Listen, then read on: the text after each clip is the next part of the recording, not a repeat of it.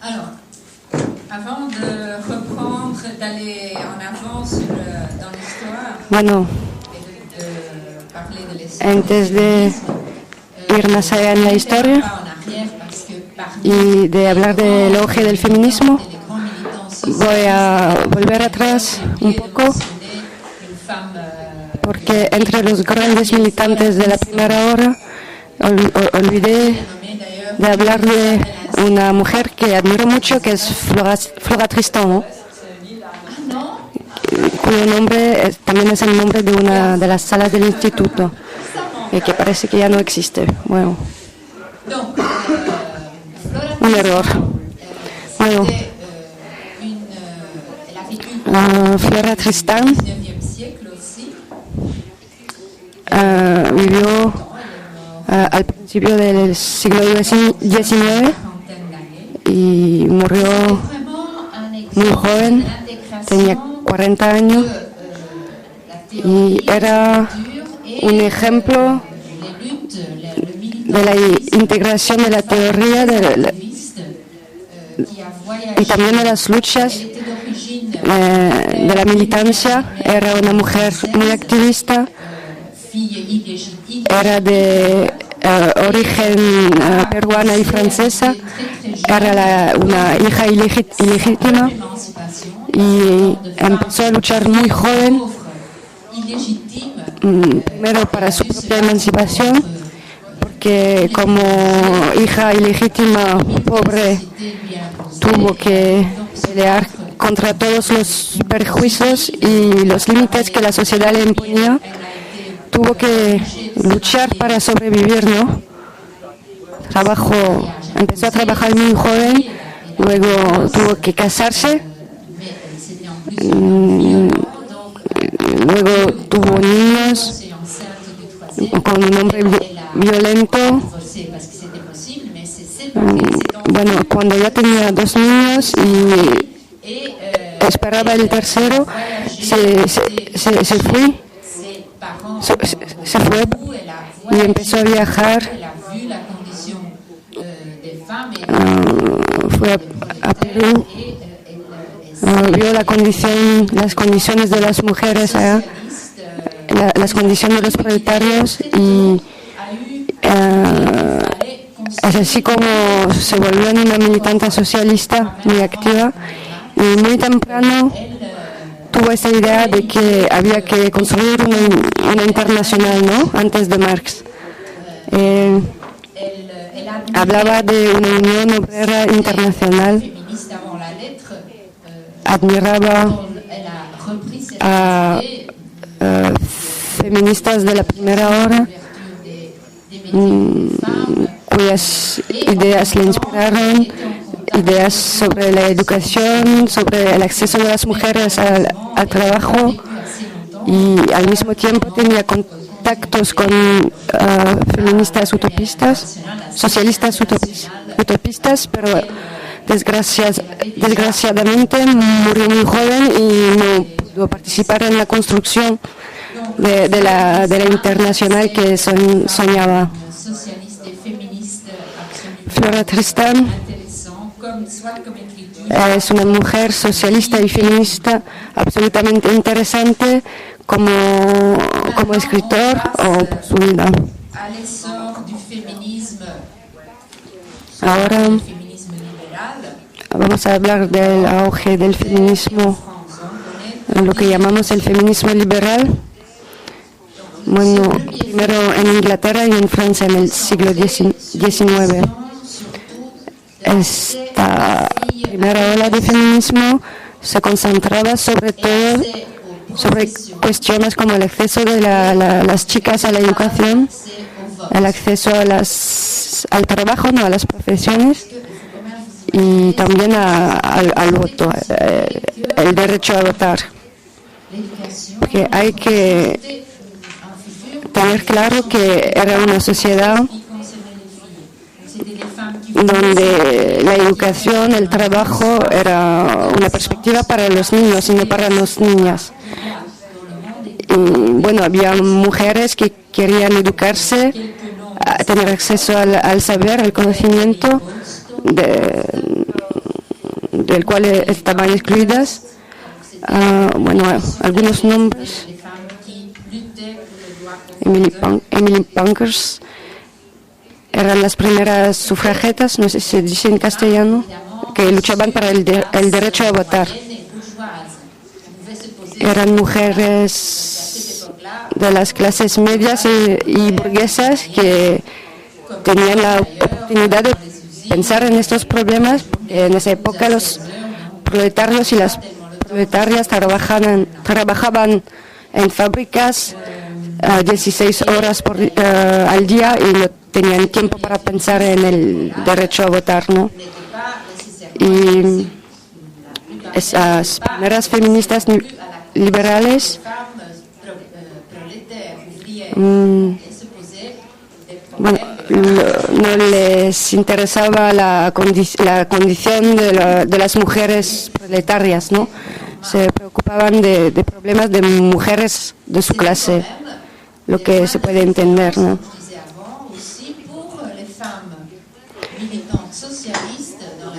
Pero también eran referencias para las mujeres militantes socialistas en la internacional que se inspiraron de las ideas democráticas, de acceso a la educación, etc.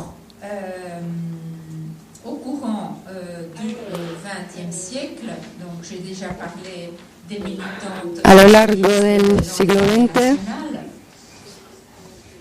ya hemos hablado de las militantes socialistas en las internacionales. Bueno, hay muchas conquistas. Lo que concierne el día de trabajo, que concierne mucho a las mujeres también, el acceso a la educación. Entonces se da un progreso sistemático en las condiciones de las mujeres y también se mejoran las condiciones de vida en general. Y entonces eso nos lleva a la segunda ola de feminismo. Hablo de los años 60 y 70 del siglo pasado,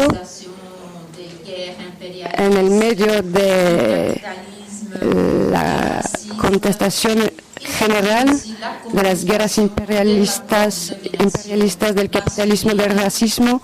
También surge la contestación de las relaciones de dominación masculina y la cuestión de la liberación de las mujeres. Hay muchas mujeres jóvenes en las universidades, también es una conquista del movimiento obrero y una necesidad para los capitalistas, pero esas mujeres jóvenes participan en los movimientos antiimperialistas para los derechos civiles, etc. Y se dan cuenta de que, aunque tienen derechos formales, no tienen la misma posición en esos movimientos que sus camaradas hombres. Entonces, la igualdad completa no es una excepción y el sexismo reina. Y empiezan a analizar las relaciones de dominación masculinas que existen entre los movimientos. En las relaciones personales, a nivel de la imaginación, ¿no? En la cultura dominante, para llegar a la cuestión de la opresión dentro de la familia en relación con la sexualidad y el cuerpo. Bueno, se concentran en esto, forman grupos de autoconciencia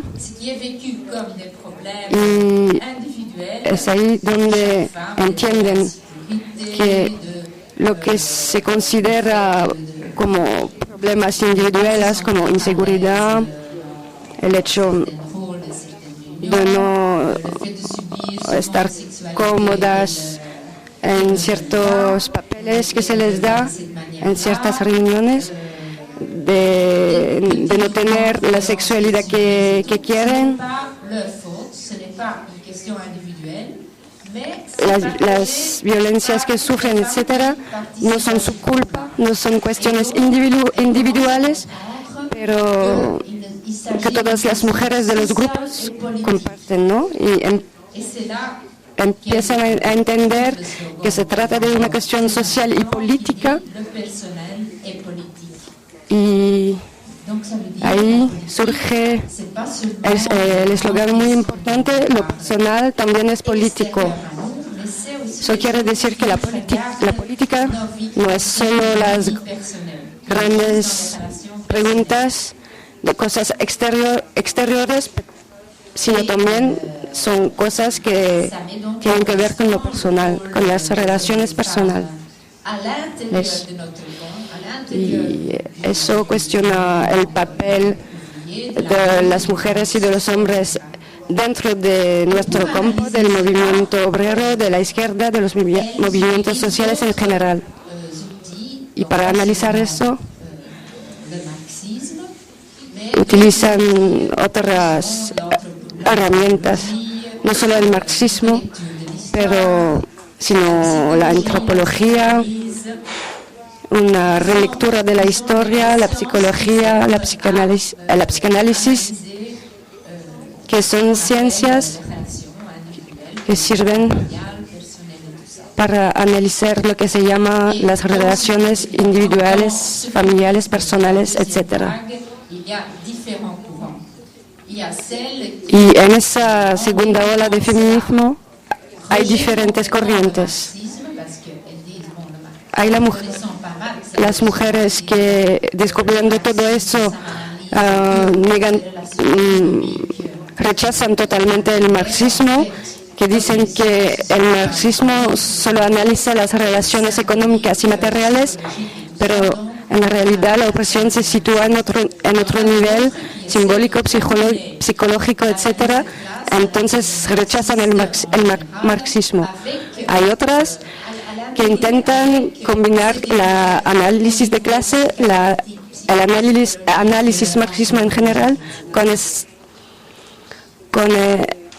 estos nuevos descubrimientos.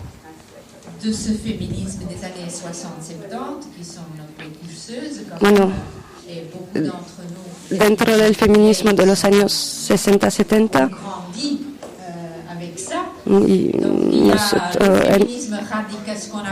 entre nosotros las más viejas hemos crecido con eso. El feminismo dicho radical, que apareció en los Estados Unidos y luego se desarrolló en Francia, etcétera. Algunos nombres: Kate Millett, Firestone. Ella ve el patriarcado como un sistema autónomo. Ya hemos dicho que cuando hablo de patriarcado no hablo de un sistema autónomo, está imbricado con el sistema económico, pero ella sí que ve el patriarcado como un sistema autónomo y ve a los hombres como el enemigo en general.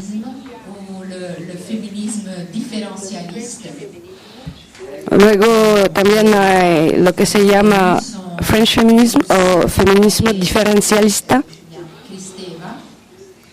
Las más conocidas son Luz Irigaray y el otro nombre, que esencializan las diferencias de género.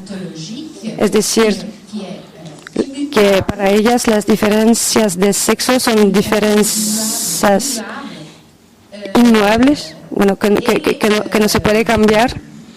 Y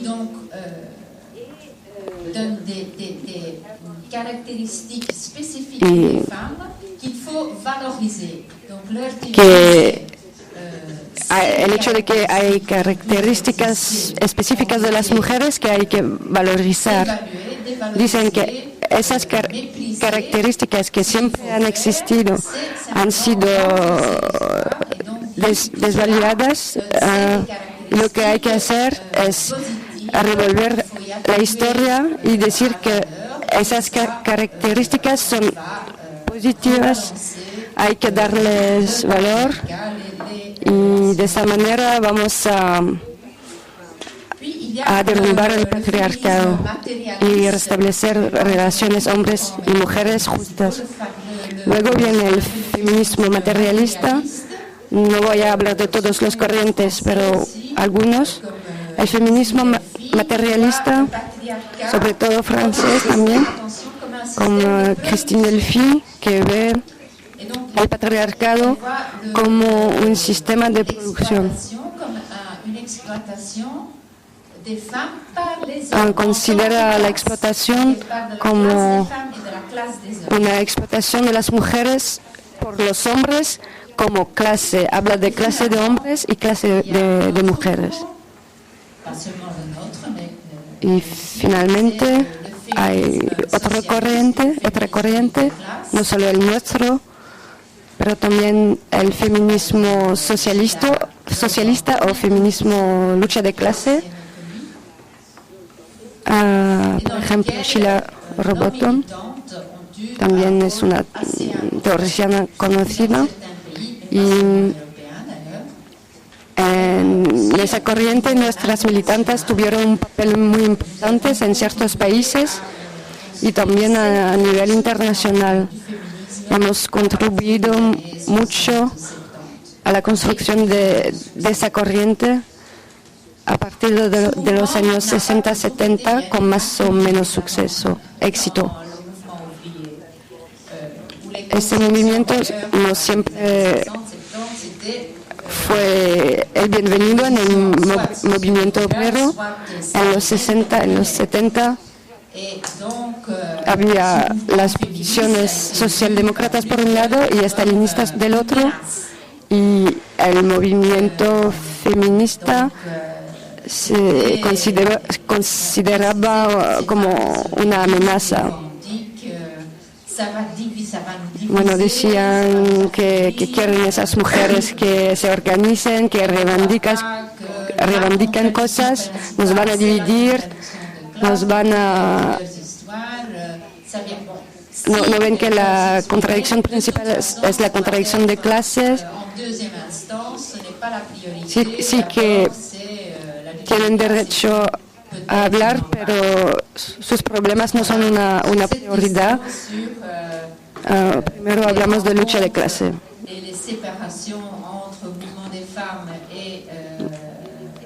Bueno, hubo diferentes momentos de encuentro y de separación entre el movimiento de las mujeres y el movimiento obrero. Hubo una autora que escribió un libro, no sé si se ha traducido al francés, que se llama Las relaciones peligrosas. Existe en italiano y en inglés de momento. Y también en español, no sé cómo se llama. Habla de los diferentes encuentros y separaciones entre los dos movimientos, ¿no? Obrero y feminista. ¿Cuánto tiempo? 20 minutos. Bueno, en las dos últimas décadas surgió otra corriente que Marie conoce mucho mejor que yo, pero voy a intentar hablar de esto sin decir tonterías. Es la corriente ecofeminista. Sobre todo conozco a dos personas, Maria Mies y Vandana Shiva, que me interesa mucho, que es una militante india, que escribe mucho, pero también tiene una práctica importante de organización de mujeres. Ellas ponen en paralelo la explotación capitalista de los recursos naturales y de la fuerza de trabajo de las mujeres mujeres. Es decir,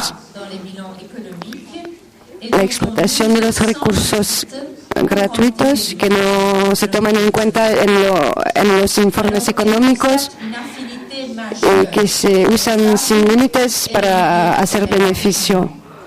Lo que ve es que hay mucho en común entre las mujeres por un lado y el medio ambiente en el otro, sobre todo en las zonas rurales. Ven que las mujeres están muy cercas a la esfera de la alimentación y lo que se llama el bien común. Su experiencia de la vida les acerca entre sí y también a las posibilidades de respuesta, ¿no? De lucha. Las luchas para la soberanía alimentaria. En esas luchas se ve que hay muchas mujeres de los medios rurales que unen un contenido muy radical, anticapitalista, ecologista y, si se puede decir, feminista, de liberación de las mujeres. Porque cuando empezar una lucha en este campo implica automáticamente todas las otras condiciones de vida. Bueno, esta corriente es muy interesante.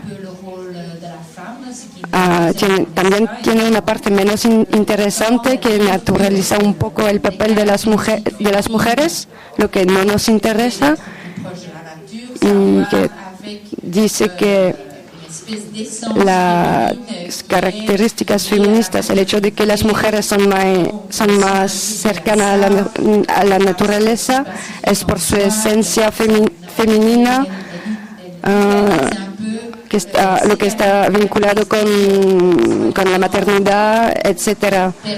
Bueno, idealiza un poco esas características a las cuales se dice permanentes de las mujeres.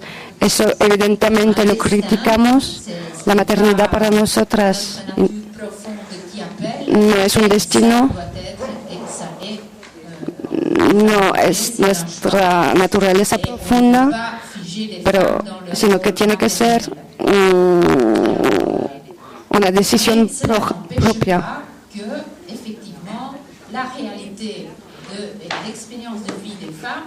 Pero se ve que en la realidad, en la experiencia de las mujeres, se ve que muy a menudo están más cercanas a la naturaleza, incluso en las sociedades industrializadas. Las mujeres tienen que preocuparse de sobrevivencia y por eso están más cercanas a la naturaleza también. Entonces, no somos la naturaleza, pero somos parte de ella y queremos protegerla. Eso es una cosa muy importante.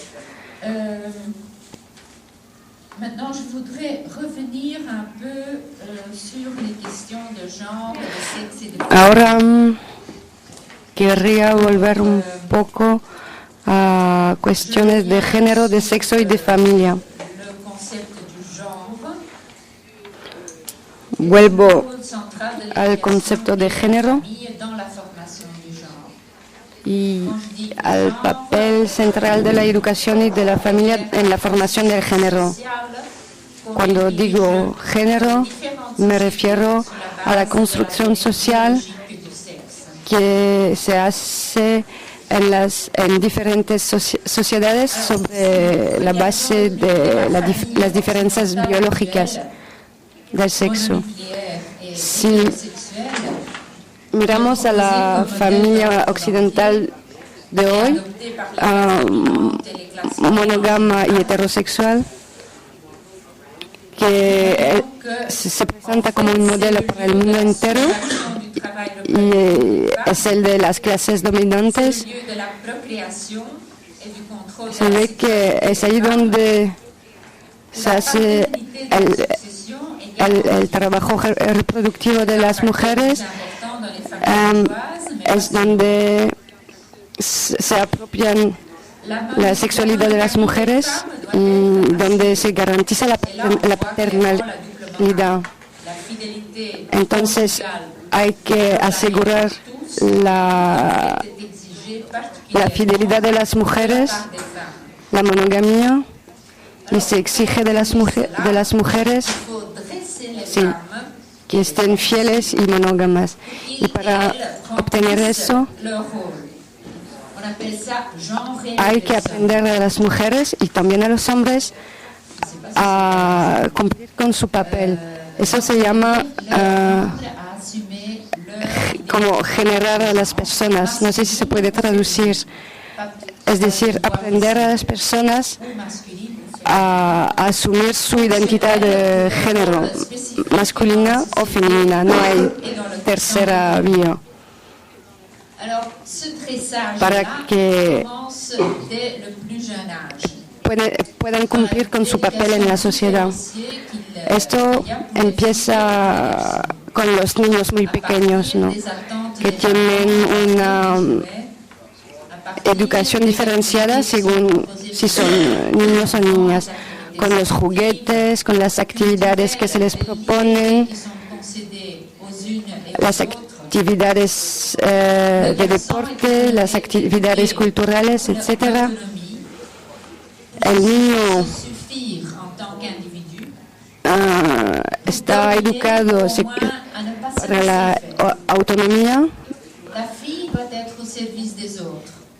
para dominar. La niña tiene que estar al servicio de los otros, tiene que ser agradable, tiene que gustarles a los otros. En este tema hubo un libro de una escritora italiana que se llama Del lado de las niñas, que analiza todo esto en detalles y que sigue siendo un análisis válida hasta hoy. Bueno, hay todo un aparato psicológico y ideológico para obtener este resultado. Evidentemente son mecanismos subtiles. A veces se trata de intimidación, de amenazas, aislamiento. Y a través de todo ello, los hombres tienen que conquistar el mundo mientras, bueno, los niños, mientras las niñas tienen que conquistar a un hombre. Esto impregna un poco nuestro modo de pensar. Tenemos que ser madres, tenemos que casarnos, tenemos que hacer una familia. Esto sigue siendo lo mismo hoy en día. Y a partir de esto, tampoco hay orientación sexual diferente posible, ¿no? Y esta forma de pensar forma parte de la ideología dominante, no solo de la familia, sino también de todo lo que está alrededor de nosotros, ¿no? Todo lo que forma nuestro imaginario, todos los posibles, etc.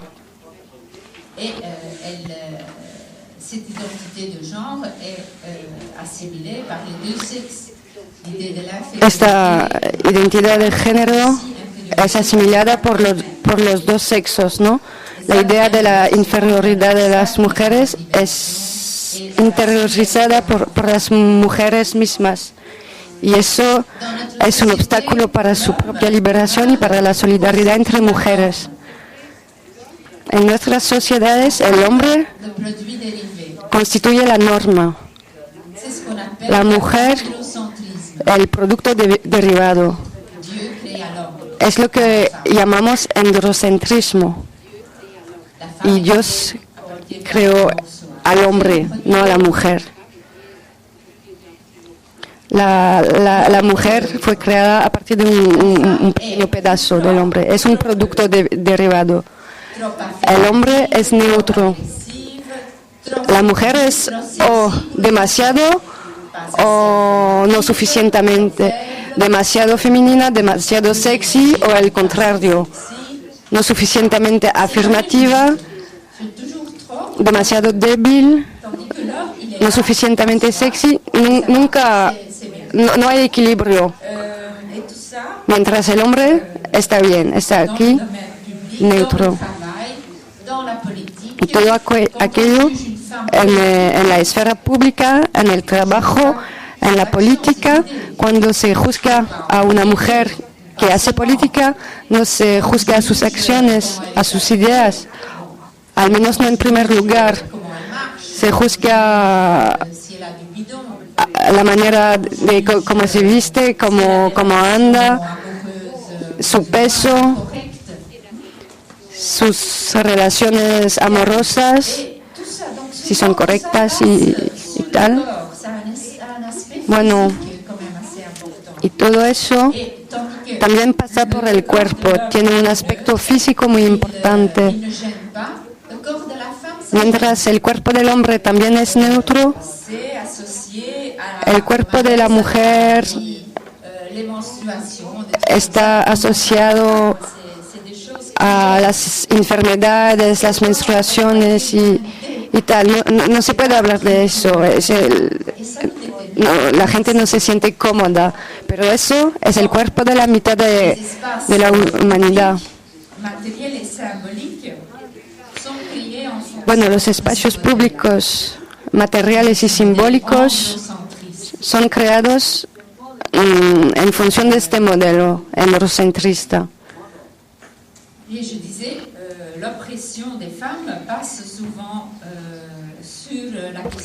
Decía que la opresión de las mujeres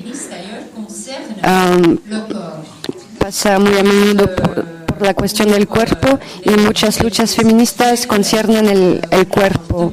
Las luchas para las libertades sexuales, para el aborto, para el control de la procreación, contra las violencias, y eso no es un azar. También las luchas para el derecho a exprimirse, para el derecho a escoger su vestido, también el derecho a la libre circulación en todos los barrios de la ciudad, a todas las horas del día o de la noche. Estas cuestiones muy a menudo son luchas transversales, es decir, que conciernen a todas las mujeres, aunque no de la misma manera. Y ya volveré a esto más tarde.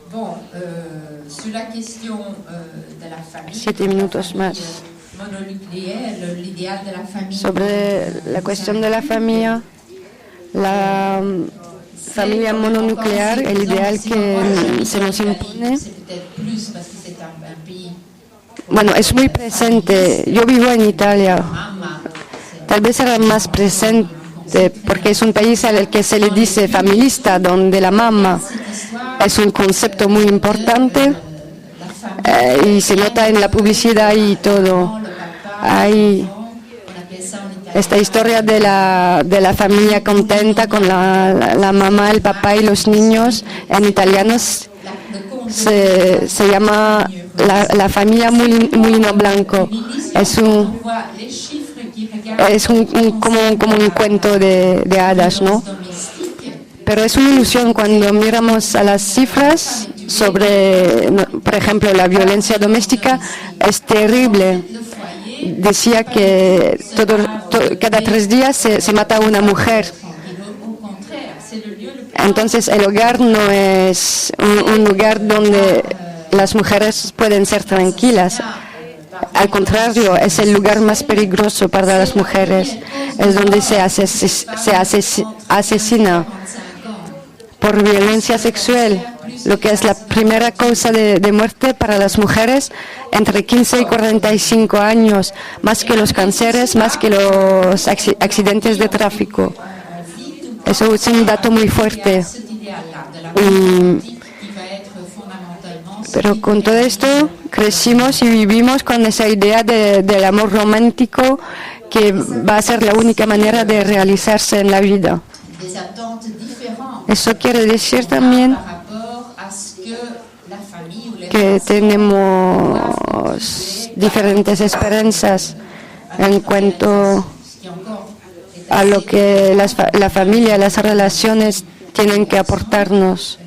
c'est quand même l'attente Cuando vemos las entrevistas de los niños y de las niñas, los chicos y las chicas, dans l'amour bueno, los chicos quieren realizarse en el trabajo y las niñas, des attentes las chicas quieren realizarse en el amor con un gran A. féministes, dans les attentes des relations personnelles. Donc souvent il y a une También hay un desbalance en las esperanzas, à l'attention, à la tendresse, à la complicité. las esperanzas en cuanto a las relaciones personales. Las chicas quieren atención, complicidad, Entre femmes, cariño, lo que reciben mucho mejor en las relaciones lesbianas o de amistad entre mujeres, l'attention à y mettre mientras a los chicos no les interese todo esto. Cuando están en una relación, l'énergie dans la relation, c'est pas toujours ça. no invierten tanto en el cariño en las relaciones sexuales. Je pense qu'il y a entre Esto es para decir la formation de genre, que hay diferencias l'horizon et la réalité. entre los imaginarios, las esperanzas, según la formación de género. Oui, juste encore, Voy a acabar con ceux et celles qui veulent eso. sortir de ce dressage Una cosilla du genre más. sont réprimés. El hecho de que Même dans les sociétés où il y a los chicos y las chicas que quieren salir de esa formación de género l'Italie, se ven reprimidos y reprimidas. celles qui Aún en las sociedades que tienen una legislación muy avanzada, que no es el caso de Italia, violemment ou aussi los y las que intentan escapar a esta formación de género et dans beaucoup son reprimidos más o menos violentamente, por ejemplo, por la marginalización social, y etcétera. Y en otras sociedades de manera muy violenta. Acabo de irme de Italia, donde la semana pasada un chico de 14 años se suicidó por ser homosexual, ¿no? Se tiró de su balcón dans nos sociétés, en tout cas en Italie, mais pas seulement, je crois, parce por la presión social que sentía. que un hollandais, Eso en nuestras sociedades, en Italia por lo menos, pero no solamente creo, c'est depuis en Holanda ocurre también, aunque la homosexualidad se haya legalizado desde hace muchos años, en ciertos medios hay acoso sistemático. No voy a seguir con la historia de la familia, la conocéis todos y todas. Bueno,